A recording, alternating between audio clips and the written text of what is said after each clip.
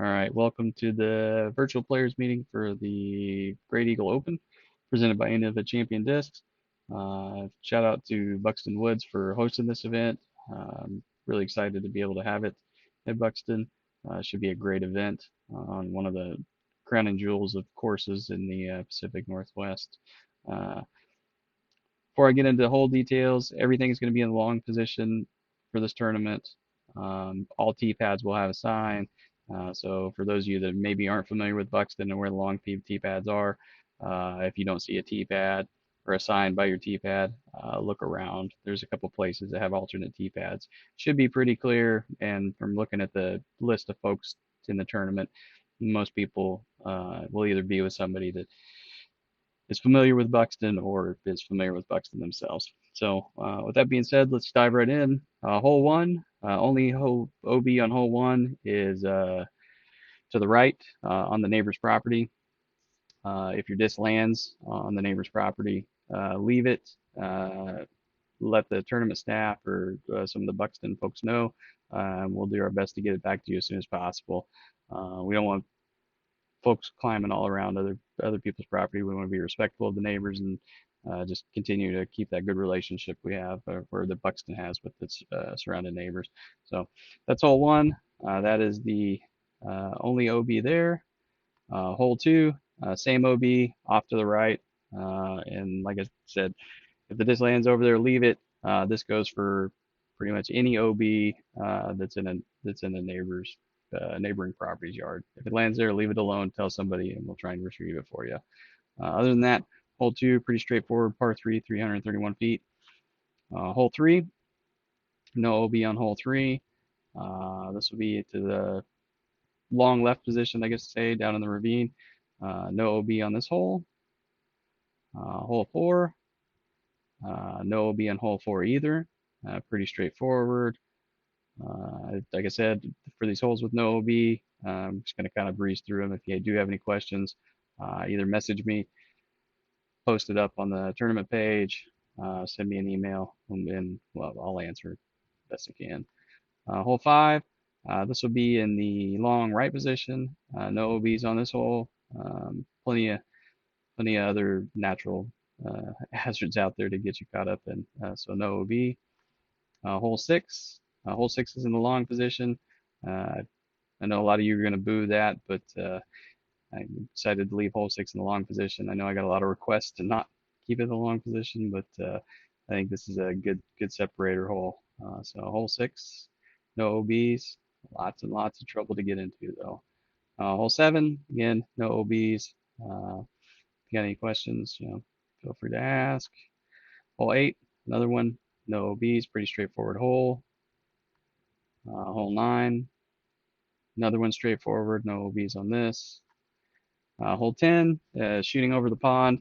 If your disc lands in the pond, is not touching any area of the bank, it's OB. So take it where it went out and move on. So same thing for hole 11, the pond to the left. If the disc is completely in the pond, not touching any of the shoreline, then it is OB. Take it where it went out and proceed with your OB stroke. Hole 12, we're going to be playing from the up top tee pad. No OBs on this one. We're starting to kind of get into some wooded holes here where it might be best to utilize a spotter. There is some trouble to get into over here. That being said, when you start to get into these holes, we've got pretty good spacing in between groups for as far as time is concerned. But once everybody starts looking for a disc, we want to start a timer, make sure everybody's looking for a disc, start your timer, go through 3 minutes, and then if you can't find it, go back to the tee pad, re-tee if you have to. Other than that, there's either spot for the group that's behind you, if you want, or send down a spotter. Definitely save time on these holes coming up, hole 12 in particular. No OBs. Hole 13, this is another one I'd suggest sending a spotter up, or seeing if the hole in front of you can, or the group in front of you can spot for you. There's a good bit of trouble you can get into off to either the right or the left. Like I said, so if you do end up with lost disc, be cognizant of when to start that timer. We do want to keep the rate of play going on this tournament. Hole 14. All right. Well, hole 14 looks like I have the picture from hole 13. So I'll go ahead and I will fix that, but I'm gonna leave it in here for now. Hole 14, no OBs. Um, I believe it's 600 and some feet if I'm correct, but no OBs on this one. There is trouble to get to over here on the left. Uh, we'll pretend that this is the right picture. So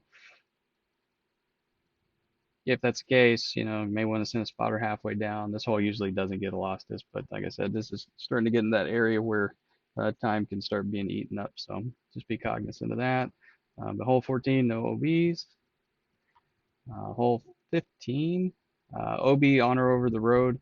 I just want to keep people out of the road. So if your disc lands on or over the road to the right, uh, take it where it went out, take your penalty and move on. So that's hole 15. Hole 16, this will be from the longest tee pad. If you happen to go long and you go on or over the neighbor's fence, like I said before, leave it there. We'll work with the folks at Buxton to try and get your disc back as quickly as possible. Hole 17, no OBs on this. There are neighbors to the right. Uh, if somehow you end up in one of the neighbors' yards to the right, same thing goes. I don't think it's a real issue with 17, but if it does land in the neighbor's yard to the right, leave it there. Don't think it should be an issue, but you never know. Hole 18, the only out of bounds on this is the house area. That includes the roof. If you go behind the netting, if you land on the porch, if you're in the house area proper, take it from where it went out, take your penalty and move on. Uh, with it being in the long left position, I'm hoping that this minimizes the amount of discs going towards the house. But if you do find yourself over there, take your before you went out, take your penalty and move on. So other than that, that is it for the tournament. I'll fix 14 and update the picture. All of these are uploaded to the pictures on the tournament page. I'm about to send out an email. I'll attach a PDF with those in it as well, so people can see them. Um, Once again, thanks to Buxton for letting us host this tournament, and thanks to all you for turning out on the 4th of July weekend. Weather looks like it's going to be a lot better than it was last weekend. So that being said, if you have any questions, I guess hit me up on either the tournament page, shoot me a message, shoot me an email, and I'll get back to you as soon as I can. So thanks again. Take care, everyone.